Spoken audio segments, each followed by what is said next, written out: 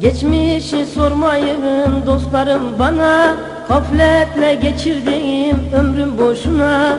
İbadete başladım 30 yaşında, bu kadar kalkıyor kollarım benim, bu kadar kalkıyor kollarım benim.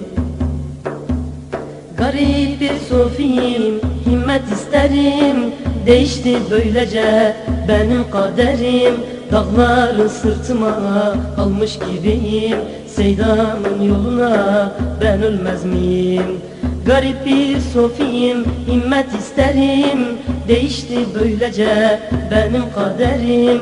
Dağları sırtıma almış gibiyim, Seyda'nın yoluna ben ölmez miyim?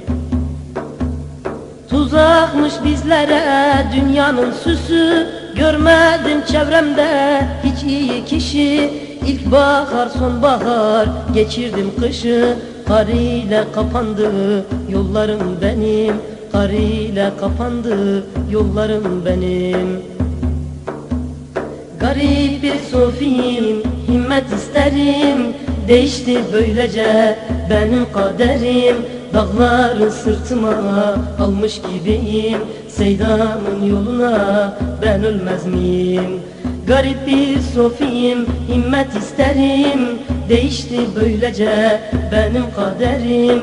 Dağları sırtıma almış gibiyim, Seyda'nın yoluna ben ölmez miyim? Akşam vaktiydi, Sofi'yi gördüm, sohbetle Seyda'nın şanını duydum.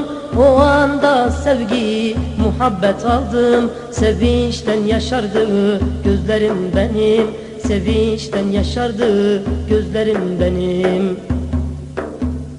Garip bir sofiyim, himmet isterim, değişti böylece benim kaderim. Dağları sırtıma almış gibiyim, Seyda'nın yoluna ben ölmez miyim? Garip bir sofiyim, himmet isterim, değişti böylece benim kaderim. Dağları sırtıma almış gibiyim, Seyda'nın yoluna ben ölmez miyim? Araya araya menzili buldum, elini öpüp tarikat aldım. Resulün varisi, mürşidim gördüm, dermana kavuştu dizlerim benim, dermana kavuştu dizlerim benim. Garip bir sofiyim, himmet isterim, değişti böylece benim kaderim. Dağları sırtıma almış gibiyim, Seyda'nın yoluna ben ölmez miyim? Garip bir sofiyim, himmet isterim, değişti böylece benim kaderim. Dağları sırtıma almış gibiyim, Seyda'nın yoluna ben ölmez miyim?